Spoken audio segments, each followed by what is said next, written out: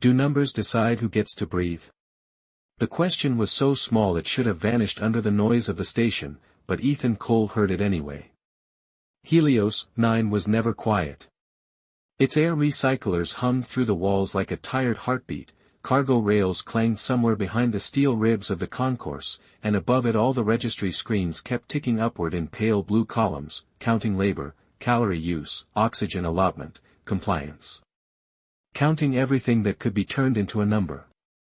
The great civic hall smelled like hot metal, ozone, and the bitter sting of disinfectant. White light poured down from panels 40 feet overhead, too clean to be called daylight, too cold to feel honest. Ethan stood on a maintenance ladder near the east scanner arch, one hand inside an open panel, the other wrapped around a fiber wrench, when he looked down and saw the child. She could not have been more than 7. Her skin was blue, not bright like polished glass, but soft and dim, the color of evening clouds before rain. She stood close against her mother's side beneath a red-lit display that flashed deletion threshold reached in hard, perfect letters. Her mother kept her chin up, but Ethan saw the tremor in the woman's hands. Everyone did. No one moved. Around them, lines of citizens shuffled forward in silence, each one pausing beneath the suspended scanners as the system measured pulse, output, projected utility, and social rank. Numbers bloomed over their heads for a second, then vanished. High scores earned a green tone and a second look from the guards. Low scores got nothing at all. The child looked up at the red words, then at her mother, then out at the long hall full of strangers who had already decided not to see them. Do numbers decide who gets to breathe? She asked again, this time barely above a whisper. Ethan's hand stopped inside the wall panel. A relay clicked somewhere behind the scanner glass. He should have kept working. That was the safe thing. Finish the repair. Log the service code. Collect the ration credit. Go back to his compartment on Ring C and eat dinner alone under the buzz of a broken ceiling strip. That was how men like Ethan survived on stations like this. Quietly. But the little girl's voice stayed with him, thin and fragile against all that machinery. He stepped down from the ladder and wiped his palm on the thigh of his gray work coveralls. The patch on his chest read Cole, though most people never bothered with his name. To the registry he was Human Maintenance Class 3, contract labor, age 38, low efficiency band, low civic value. A man with calloused hands, overdue medical debt, and a dead wife whose name no system stored anymore because grief had no productive index. Above the nearest arch, a new line of numbers rolled into place. Somewhere in the crowd, someone laughed under their breath. Ethan glanced up and caught his own reflection in the polished black screen, white face, tired eyes, a little older than he remembered. Then he looked back at the mother and child standing under that red warning light, and something inside him settled into place with the calm, stubborn weight of a locked bolt. In a hall built to measure worth, mercy was going to look like an error. By the time Ethan reached the floor, the line had already shifted around the mother and child the way water parts around a stone. No one wanted to stand too close to a red mark. On Helios 9, low value had a smell of its own, even if it was only fear and recycled air. The guards at the registry gate did not touch the pair. They did not need to. Their silver chest plates and expressionless visors were enough.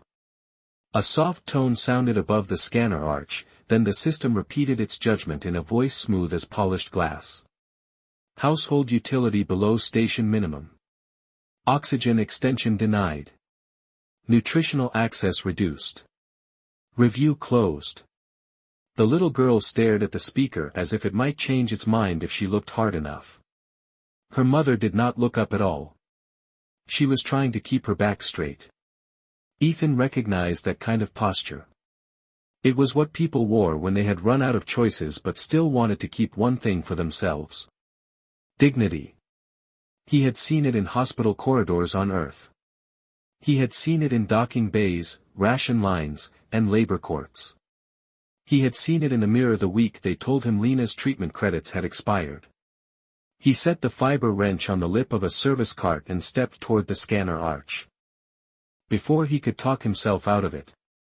"The relay is still drifting," he said, loud enough for the nearest guard to hear. "If that arch pushes a false denial into the central ledger, your whole east concourse will need a manual reset." It was not exactly a lie. The relay had been drifting by a fraction of a second all morning. A tiny problem. The kind most people ignored until it turned expensive. One of the guards turned his helmet toward Ethan. "Maintenance worker. Return to assigned position." Ethan pointed into the open panel beside the arch. "Sir, with respect, if the calibration stack drops again, you are going to be rerunning every scan in this lane for the next 6 hours." He did not raise his voice. Men in uniform heard calm better than pleading. The guard paused. 6 hours on a public registry floor meant complaints from merchants, officers, and visiting delegates. Complaints rose faster than mercy ever did. The visor tilted slightly. "You have 90 seconds. Ethan nodded once, crouched by the open panel, and slid his hand inside. Wires brushed his knuckles. Warm current hummed through the housing. He knew exactly which contact fed the arch display and which tiny delay would freeze a case in temporary review instead of final closure. 90 seconds was not much. On a station that measured survival in units and graphs, 90 seconds was almost nothing. But almost nothing still had weight. He heard the mother beside him draw in a shaky breath. "What are you doing?" she asked, her voice low and careful, as if kindness itself might be forbidden. Ethan kept his eyes on the relay bank. "Buying time." The child moved closer. He could feel her watching his hands. "Can numbers be fixed?" she asked. Ethan let out the smallest breath that might have become a laugh somewhere else, in some kinder world. "The machines," he said. "Sometimes." Then he pressed the contact pin with the edge of his wrench and the red display above them flickered. Once. Twice. The hard warning text vanished, replaced by a neutral amber band and a softer tone that rolled across the hall. "Temporary review pending." Beside him, the mother made a sound Ethan had no name for.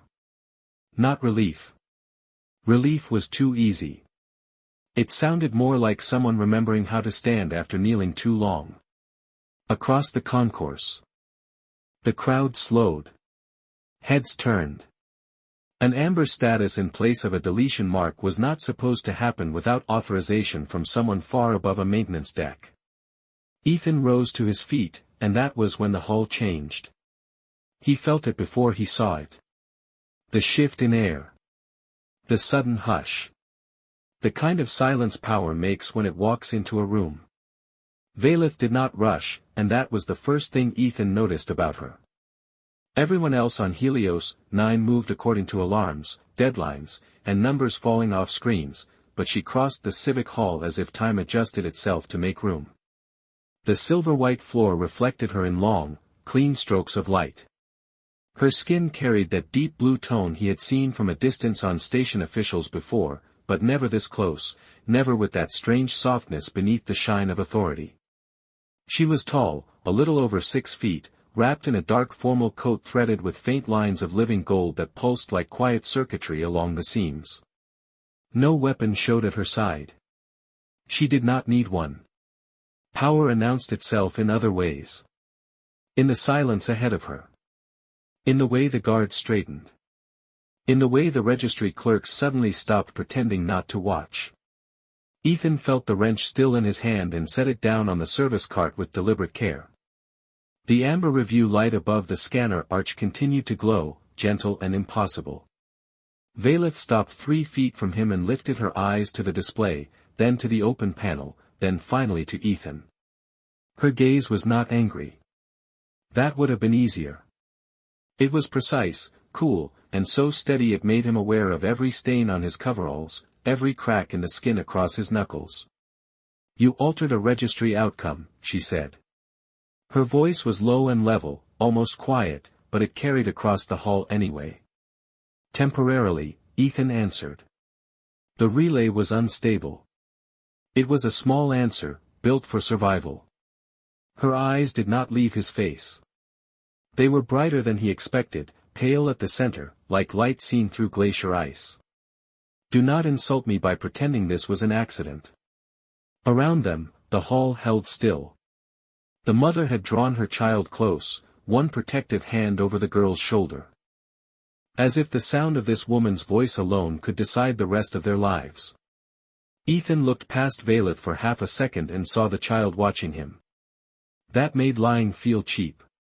It was not an accident, he said. No, something shifted in Valeth's expression then, though only barely. Not softness. Not yet. Perhaps only surprise that he had answered plainly. She turned toward the scanner arch and raised one slender hand. A lattice of light unfolded from her wrist seal, thin blue lines mapping the machine's recent activity in the air between them. Ethan saw his own interference bloom there in neat technical layers, a maintenance override wrapped inside a legitimate calibration request. Clean work. Fast work. The kind of work a tired man learned after years of fixing systems that never thanked him for keeping them alive. Valeth studied the pattern for 2 silent seconds. You had 90 seconds, she said. You used 14. Ethan shrugged once. It was a small fix.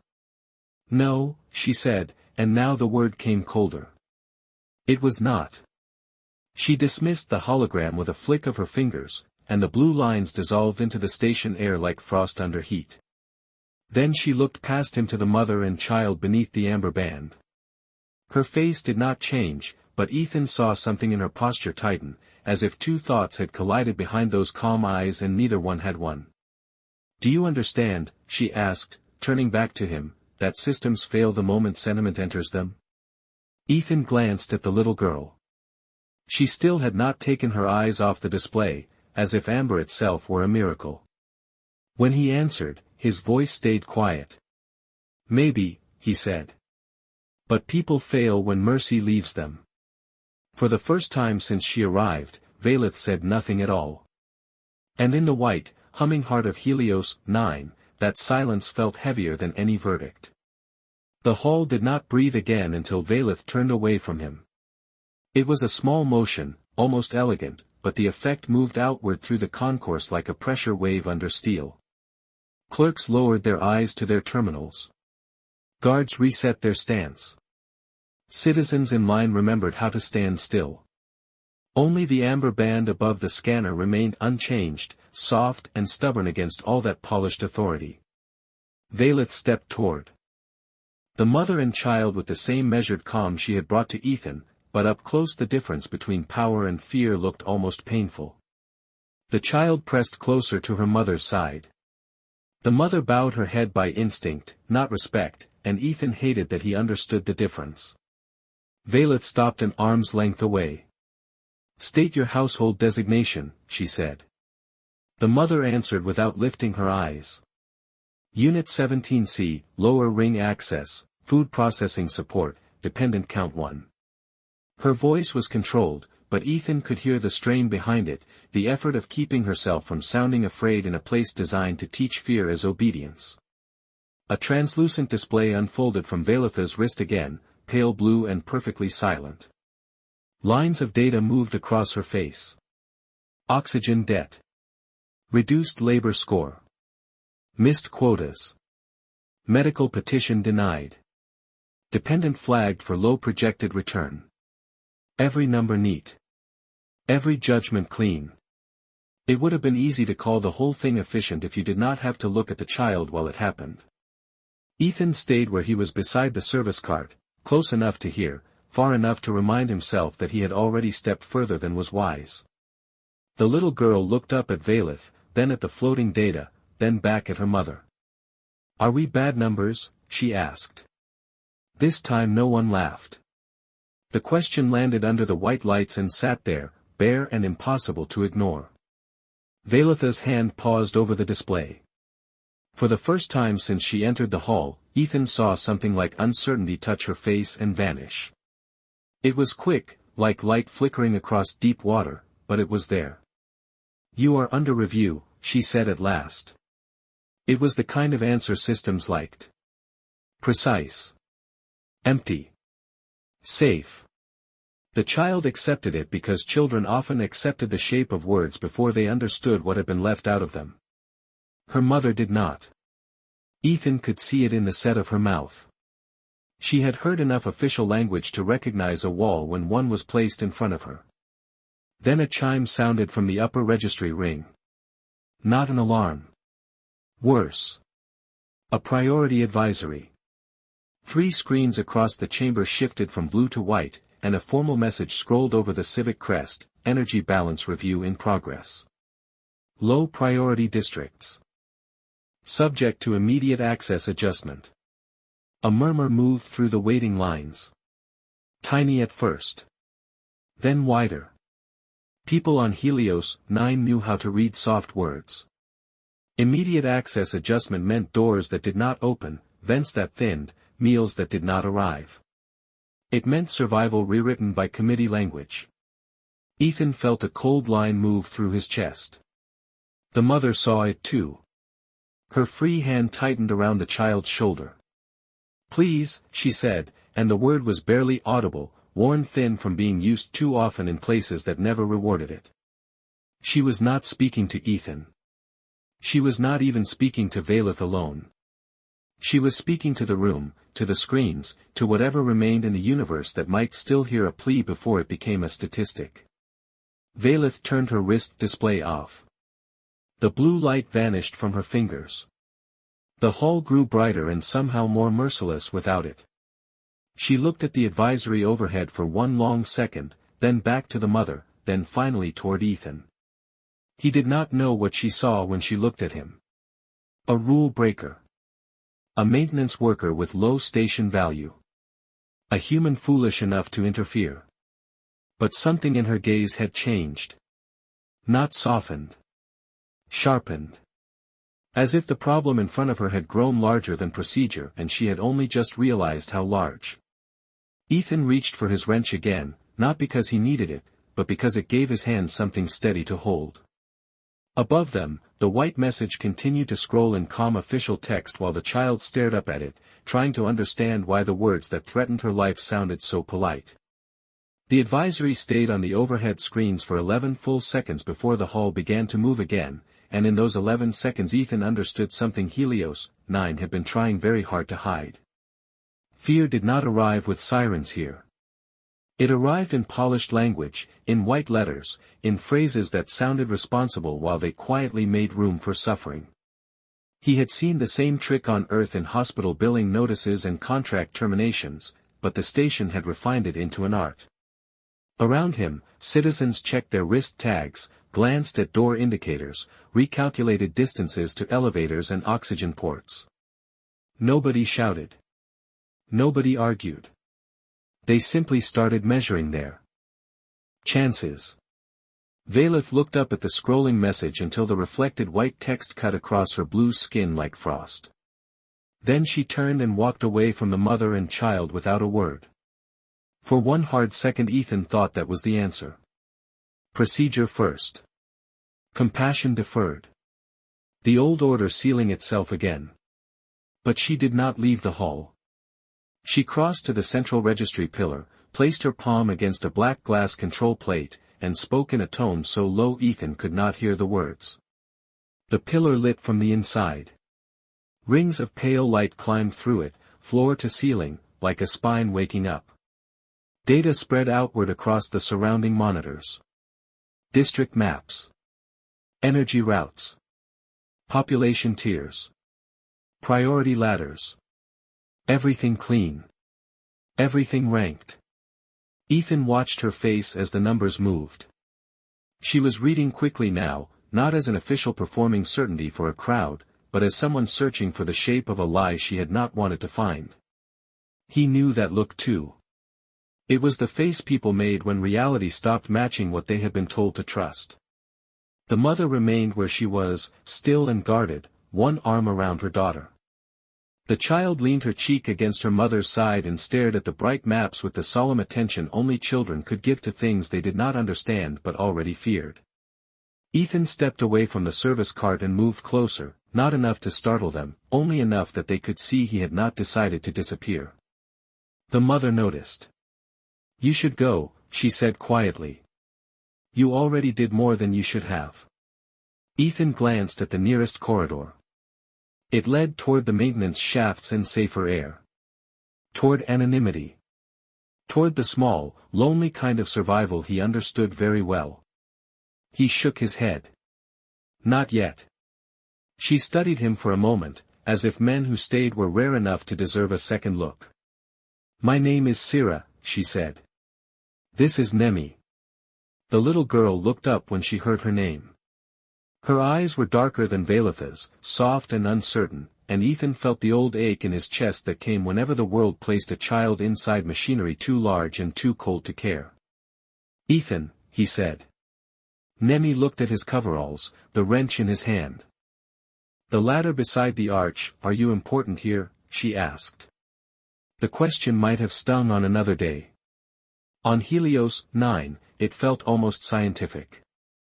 Ethan looked at the white advisories overhead, then at his own grease-stained sleeves. "Not really," he said. Nemi considered that with the grave seriousness of the young. "Then why did the machine listen to you?" Before Ethan could answer, a sharp amber pulse swept across the chamber floor. "Not danger. Authorization." Citizens stepped back by instinct as a new message replaced the old one on the central monitors. "Temporary district lockdown requested. Executive confirmation pending." A ripple of unease went through the room. Ethan turned toward the registry pillar. Vailith was still there, one hand braced against the glass, shoulders held straight, but something in her posture had changed. It was slight. A stiffness around the neck. A pause before breath. The kind of stillness that did not come from calm but from resistance. Then she looked across the hall and met Ethan's eyes. No command. No threat. Just a single measured look from a woman standing inside the heart of a system and realizing, perhaps too late, that it had teeth. When she spoke, her voice carried to every corner of the civic chamber. "This lockdown order did not originate from my office," she said. "And until I know who issued it, no one in this hall moves." The words should have sounded like control. Instead, to Ethan, they sounded like the first crack in a wall that had stood for too long. The stillness lasted less than 5 seconds. On Helios 9, 5 seconds was long enough for a system to decide what kind of truth it could tolerate. The overhead lights dimmed by a fraction, barely enough for most people to notice, but Ethan noticed because maintenance workers lived by tiny failures. A half-step drop in current. A hum turning rough at the edges. A panel glow shifting from white to the faint gray of rationed power. Then the west wall monitors flashed amber, then red, then went black all at once. The sound that followed was worse than an alarm. It was the sudden stop of ordinary machinery. Conveyors along the cargo ring fell silent. Air circulators in the side alcoves dropped to a lower setting. Somewhere beyond the registry hall, a row of security doors sealed with a heavy magnetic thud. That rolled through the floor under Ethan's boots. All around him, people lifted their heads in the same frightened motion, like a flock turning at once. Vailith did not move from the central pillar. Her hand remained against the black glass, but now the pillar's internal light was climbing too fast, racing in hard white bands from floor to ceiling. Data streamed across it in tight columns. Override requests. Access disputes. Administrative credentials colliding in real time. Ethan could not read all of it from where he stood, but he did not need to. He knew sabotage when he saw a machine being forced to obey two masters. Nemi tightened her grip on Sira's hand. "What is happening?" she asked. Sira drew her closer. Her voice stayed low, controlled, the voice of someone trying not to lend shape to fear.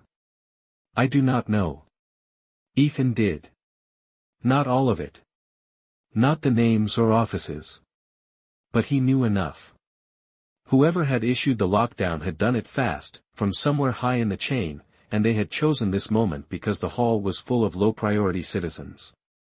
Too many witnesses to disappear one by one. Easier to close a district, rebalance resources, and let procedure do the rest. Clean on paper. Dirty in practice. The station's politeness had finally run out. A guard near the south arch lifted a hand to his helmet, listening to a command channel. His posture changed almost instantly. Stiffer. Narrower. He was no longer waiting for Valeth. He was waiting for someone above her. Ethan felt a slow chill pass through him. That was when he heard it, a thin mechanical flutter from inside the scanner arch he had patched. The relay was straining under a new power draw. Amber status lines flickered. The arch was being folded into the lockdown network, probably to reclassify everyone still standing beneath it. Ethan moved before he thought about whether he should. He stepped to the service cart, grabbed his fiber wrench and diagnostic lead, and crouched by the open panel again. "What are you doing?" Sierra asked, more sharply this time. "Keeping the wrong machine from making decisions," Ethan said. His hands were steady now. Very steady. The kind of steady that came when fear had burned off and only work remained. Behind him, Valetha's voice rang across the chamber, no longer cool, no longer distant. "This order is unauthorized. Halt all district closure procedures immediately." For one suspended second, nothing answered. Then a new voice came through the central pillar speakers, male, measured, and so calm it made Ethan's skin tighten. "Executive correction in progress. Civic resources will be reassigned to preserve station efficiency." No one in the hall knew the voice, but everyone understood the meaning. Not a mistake. A choice. Ethan slid the diagnostic lead into the relay bank and watched numbers jump across the tiny maintenance screen clipped to his wrist. Oxygen routing. Scanner priority queues. Door permissions. The registry was no longer just sorting worth. It was preparing to enforce it. Nemi was looking at him again, wide-eyed, trying to read his face the way children read weather before storms. "Can you fix this too?" she asked. Ethan looked at the red crawl beginning to spread across the maintenance display, then up at the vast white chamber where the powerful had finally dropped the mask. He swallowed once. "Maybe not all of it," he said. "But I can slow it down." And on a station built to turn lives into calculations, slowing the machine by even 1 minute suddenly felt like the most dangerous form of mercy. The relay fought him the way old systems always did, not with malice, but with stubbornness. Ethan kept one hand inside the open panel and the other wrapped around the diagnostic lead while red permission flags climbed across his wrist screen in neat, merciless rows. Civic override. District isolation. Oxygen redistribution. Scanner authority transfer. The station was not failing. It was obeying. That was the part that made Helios 9 feel colder than vacuum. The machine was doing exactly what someone had designed it to do.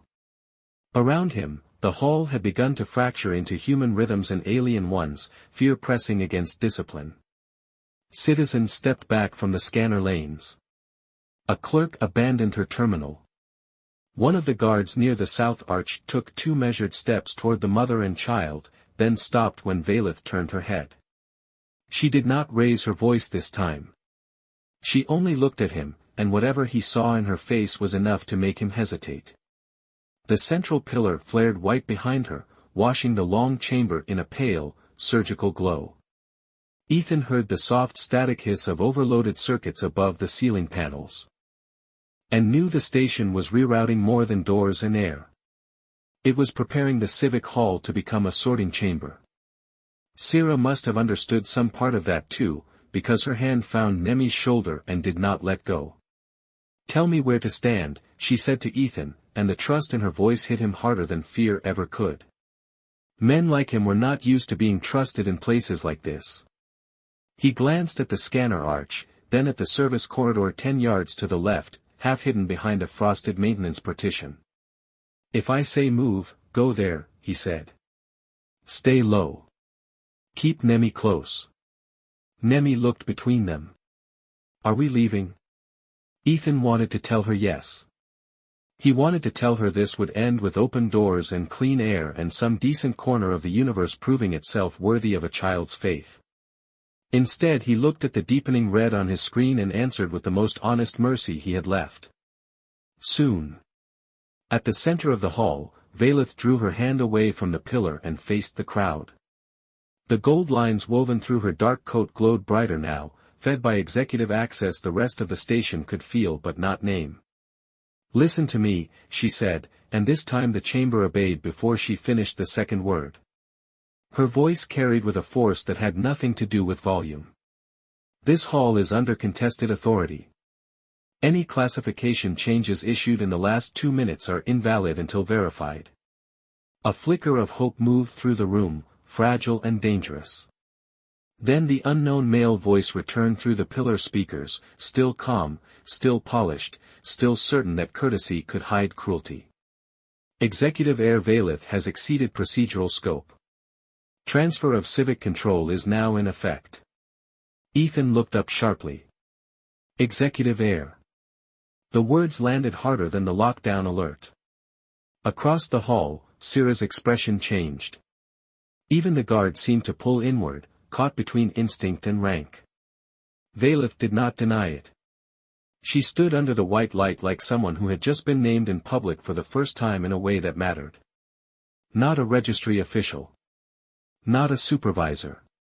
Something higher. Something born into the very machinery now turning on everyone in the room. Ethan understood then why. The guards had watched her, why the clerks had gone silent, why the hall itself seemed to bend around her presence. And he understood something else too. If the system was willing to override even her in public, then whoever sat above this order was no longer trying to save face. They were trying to save the numbers. The scanner arch in front of him gave a sudden shrill chirp. His maintenance display flashed a new line in hard red text, bio-access filter engaged. A second later, the frosted partition to the service corridor slid halfway closed. Not sealed yet. Just enough to warn him that the station had noticed his route. Ethan rose from his crouch. Syrah, he said, sharper now. Take Nemi to that corridor. Move. She did not argue. She lifted the child into her arms and turned just as the hall lights dipped again. Not darkness. Worse. Calculation. Narrow beams came down over selected sections of the floor, isolating low-priority groups in pale columns like exhibits. Citizens began backing away from the light as if instinct alone could keep them from being seen. Valeth stepped away from the pillar at last, and for the first time Ethan saw anger in her face. It was not wild. It was colder than that. Focused. Honed. The kind that came when a person realized the thing they had defended had never deserved the defense. She crossed the polished floor toward him with long, unbroken strides. Maintenance worker, she said, though the title sounded different now, stripped of dismissal. How long can you delay the registry transfer? Ethan checked the relay readout one more time. The numbers were ugly. Power bleed. Gate conflict. Routing collapse in 3 adjacent sectors. He met her bright, unreadable eyes and gave her the only answer he trusted. Long enough for someone to choose who they really are. For 1 second she just looked at him. Then a sound rolled through the chamber from somewhere deep below the registry floor, low and metallic, like a giant lock turning under the station's skin. Helios 9 had made its decision. Now the people inside it would have to make theirs. The sound beneath the floor finished its long mechanical turn, and then the civic hall changed shape without moving an inch. Panels along the upper walls slid open to reveal recessed projectors, and a lattice of white light dropped through the chamber in clean geometric lines, dividing citizens into ranked sectors. No smoke. No shouting. No spectacle. Just architecture obeying a command that had been waiting for the right moment to show its real purpose. Ethan felt the hairs rise along his forearms as the scanner arch beside him shifted from registry mode into something leaner and more exact. Its internal lenses narrowed. Its status ring turned from amber to a hard surgical white. On his wrist screen, the red warning stopped scrolling and resolved into a single administrative path. The system was no longer calculating. It had already chosen. Across the hall, Sira reached the half-closed service corridor with Nemi in her arms, but the partition halted with only a 2-foot opening left at the bottom. Enough for a child. Not enough for an adult carrying one. Sira dropped to one knee, breath unsteady now, and looked back at Ethan with the first open fear he had seen in her face. Nemi clung to her neck and stared at the narrowing gap as if the whole station had suddenly become a puzzle no child should have to solve. Ethan moved toward them, but Valeth caught his arm before he took a second step. Her grip was cool, firm, and startlingly human in its urgency. "Listen to me," she said. Up close, the calm had finally left her voice. In its place was something rarer and far more dangerous. Conviction. The transfer key is not in the pillar. It is in the inheritance core below this chamber. They are routing the lockdown through my bloodline authority to legitimize it. Ethan looked at her for one hard second. The words clicked together fast. Executive heir. Inheritance core. Bloodline authority. Helios 9 had not merely been run by a system. It had been sanctified by one family's right to decide which lives counted faster than others. Valeth saw the understanding in his face and did not look away. If they complete the transfer, every low-priority citizen in this district will be reclassified by extraction value before the next cycle, she said. Food, air, movement, medical access. All of it. Her eyes flicked toward Sira and Nemi, then back to Ethan. No appeal. The unknown male voice returned through the chamber speakers, softer now, almost paternal. Valeth. Step away from the maintenance worker. You were not raised to confuse sentiment with governance. For the first time since Ethan had seen her, Valeth's expression broke completely. Not into panic. Into clarity. It came over her face like winter light over deep water, beautiful and merciless. No, she said, and though she spoke only one word, every speaker in the chamber carried it without distortion. I was raised not to look too closely. Silence followed. Real silence. Even the guards held still. Ethan glanced at the service partition again. The lower clearance had shrunk to 18 inches. Nemi could still fit. Sira could not. The choice sat there in steel and light, cruel as mathematics. Ethan turned to Valeth. If the core is below us, can you stop it? She looked toward the black registry pillar, then to the sealed floor ring beneath it. Yes, she said. But not from inside the law. The answer landed between them like a blade laid flat on a table. Clean. Final. Ethan thought of Lena. Of hospital forms. Of quiet signatures. Of all the polished systems that had called helplessness a procedure.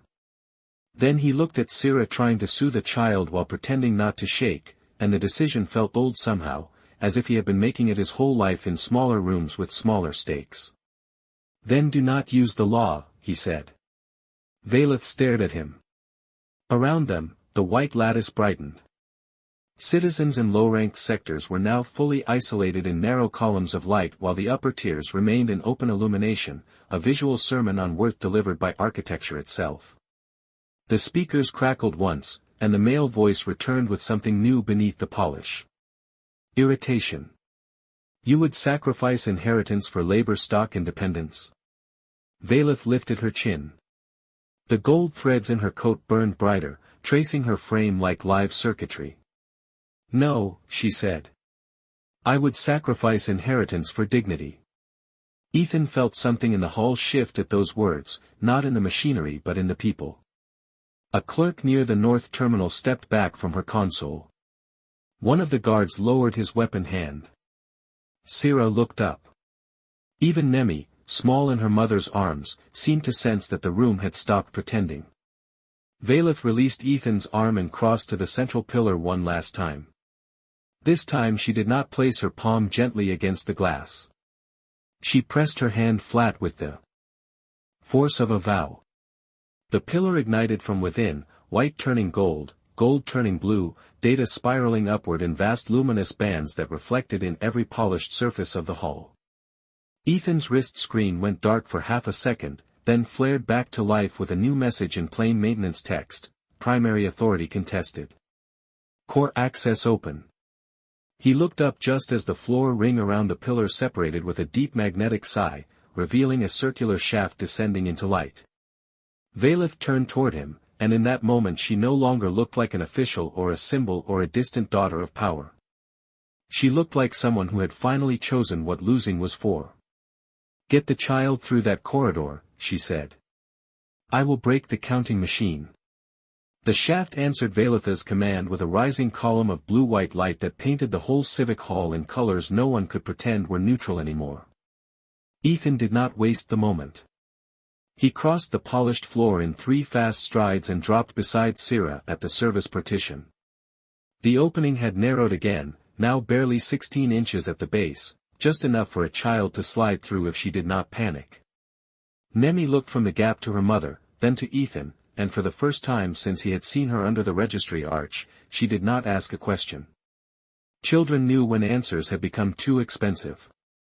Syrah lowered herself to the floor with the careful dignity of someone refusing to let fear make her clumsy. "Nemi," she whispered, brushing one blue hand across her daughter's hair, "you go through and stay by the wall until I tell you to move." The little girl clung to her for 1 second longer, then nodded against her shoulder. Ethan set his wrench on the floor, reached to steady the lower edge of the partition, and gave Syrah a look that said the only thing words could not afford to delay. Together they guided Nemi into the opening. For a breathless second the station hummed around them and the child seemed impossibly small against all that metal and law. Then she was through, knees and elbows sliding across the service deck, turning on the far side to press both palms against the frosted panel and look back at her mother through the narrow seam of light. Ethan rose at once and turned toward the center of the hall. Vailith was already descending into the inheritance shaft, one hand braced against the inner rail as rings of luminous data spiraled down around her like falling constellations. The speakers throughout the chamber crackled with the same male voice, but the polish had finally worn thin. "You do not understand what you are discarding," he said. "Order, continuity, stability." Vailith stopped halfway down and looked up into the white geometry of the hall, her face bright with reflected code. "No," she said, calm again, but this time the calm belonged to truth. "I understand it perfectly." Then she placed her other hand against the core interface below the rail, and the station shuddered, not violently, but deeply, like a living thing forced at last to feel its own bones. Every registry screen in the hall flashed white. The ranked light columns holding low-priority citizens in place flickered once, twice, and then collapsed into open illumination. Doors along the side corridors clicked as magnetic locks released. Air vents overhead surged back to full circulation, sending a clean, cold draft across Ethan's face. Around the chamber, people did not cheer. The moment was too strange for that. Too heavy. They simply stood under the restored light as if none of them trusted freedom until it had lasted more than a few seconds. Ethan looked toward the service partition. The lower panel had stopped moving. Syrah dropped flat, reached both arms through the gap, and Nemi crawled back toward her without hesitation, folding herself into her mother's embrace with the quiet certainty of someone returning to the only place in the universe that still made sense. Ethan felt something loosen in his chest then, some knot tied years ago in a hospital corridor under fluorescent lights and silence. Across the hall, terminals began shutting themselves down one by one. Blue score displays vanished. Priority ladders dissolved. Productivity graphs blinked into darkness. Finally, the largest screen above the central registry arch, the one that had judged every face beneath it all day, all week, all year, cleared to black. For a moment it reflected the room as it really was. Not categories. Not values. People. Then a single line of text appeared in plain white lettering, simple enough for a child to read: "Worth cannot be counted here." No seal. Followed it. No council crest. No signature.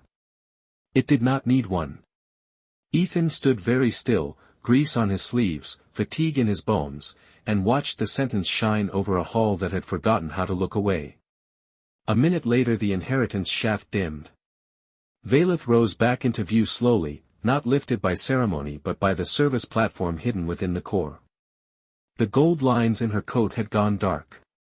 The authority glow was gone from her skin, from her posture, from the air around her. She looked tired now. Younger, somehow, and older at the same time. When she stepped onto the floor, no guard saluted. No clerk announced her rank. The station had stripped her title down to whatever remained when power stopped protecting itself. She walked toward Ethan through the open light, and the whole civic hall seemed to part for her without instruction. Sira held Nemi close but did not back away. Ethan met Valeth halfway, near the scanner arch where the first amber mercy had flickered into existence. For a second neither of them spoke. The machinery that had ruled the room with numbers had fallen almost completely silent. Only the air circulators remained, steady and ordinary, filling the hall with the sound of something being kept alive on purpose. Valeth looked at the blank terminals, at Sira and Nemi, at Ethan's worn coveralls and scraped hands, and when she finally spoke her voice was so quiet that silence itself seemed to lean closer. "We counted labor," she said. Her pale eyes lifted to his. "You counted lives." Ethan glanced toward the child, now safe in her mother's arms beneath honest light, and shook his head once. "No," he said. "I just refuse to forget the difference." Valeth stood with that answer as if it weighed more than inheritance ever had. Around them, citizens began to move again, slowly, uncertainly, like people relearning a room after the walls had changed. No anthem played. No speech followed. There was only the soft mechanical breath of Helios 9, the blank screens, the open doors, and one little girl looking up at a darkened registry that would never judge her the same way again. In the stillness that followed, the station did not feel efficient. It did not feel powerful. For the first time,